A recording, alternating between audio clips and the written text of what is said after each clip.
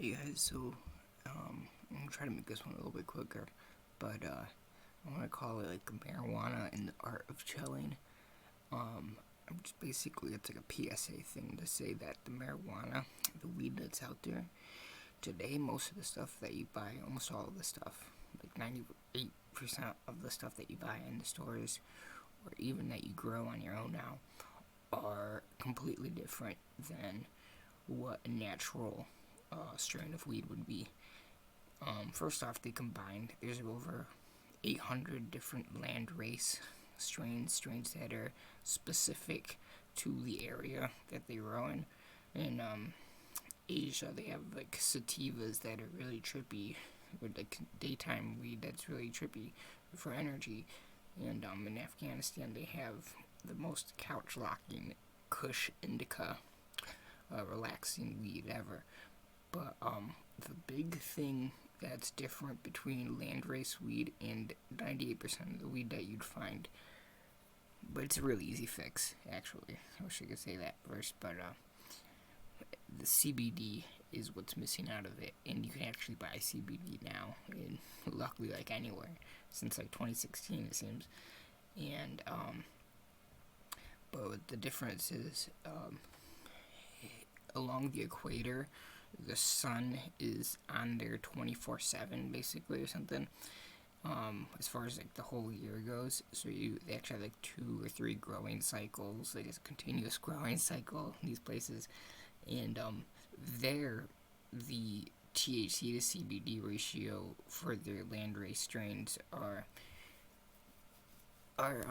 only THC dominant, and there's no CBD. But when you go further up the latitudes, from the equator, the natural weed there has more and more CBD, all the way to the point where, like in Canada or higher, it's like more CBD than THC. And I know, like where I'm in Michigan, the ratio should be about 5 to 1 of THC to CBD, 4 to 5 to 1. So like 4 or 5 parts THC to 1 part CBD, and completely. Still, the difference is THC is actually like a psychotic. That's why you have a trippy sativa with those ones, partially. And but CBD is an antipsychotic, and it actually relaxes you. It's a complete opposite. CBD is actually, the THC is known to be formed in the crystals, the resin glands of the weed, but the actual inner core of these crystals are where CBD would be found, and only on the outer sheath of the crystal is where THC is found.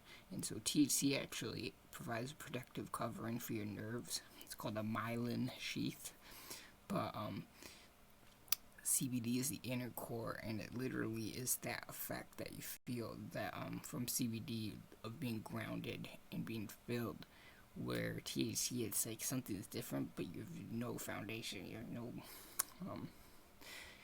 the other thing. And so, if you want to start smoking weed, which I totally recommend, I personally believe, if you do kratom or anything, that they both came out of Macedonia at the same time.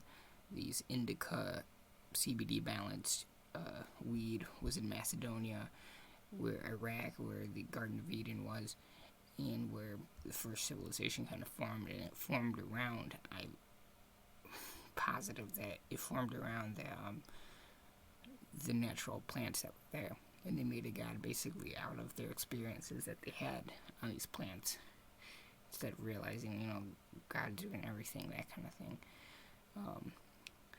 And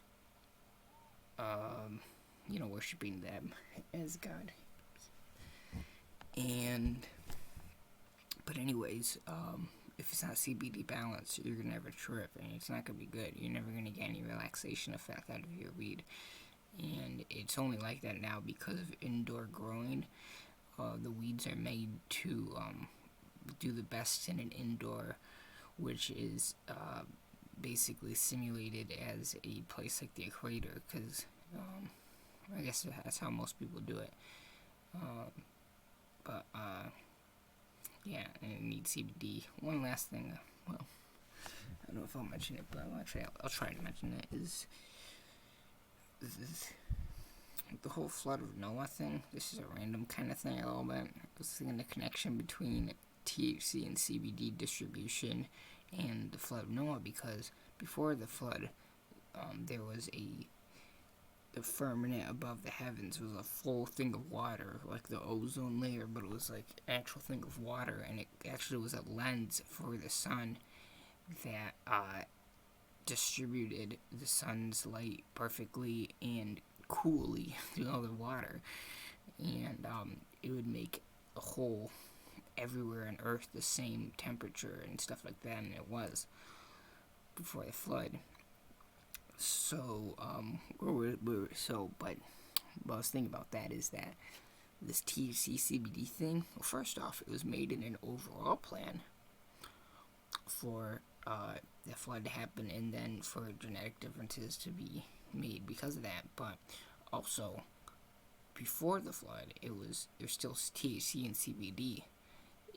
It's just the way that the light affects the Earth now after the flood, after the firmament dropped, that now there's all these extreme climate differences, and so the distribution of THC and CBD in the crystal resin structure of these plants have different distributions for the different places. And so I was kind of thinking that it's obviously it's not as intuitive as you would think if you're just based on like your science and all that, which like science is big.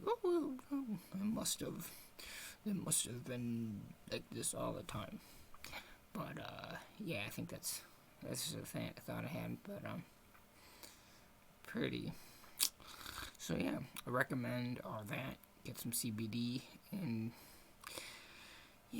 so it's if you're doing weed and all that. They have Delta 8 stuff that you can find if you're in a state that isn't legal. I think it's bullcrap, but the whole legality thing, it sucks. But I figured, I guess I'll mention this is general knowledge, and who knows, you could move to a different state if you want to smoke that weed. You don't have thought about moving to a different state to get some salvia. This random thing. But alright. I could talk to you guys, and peace.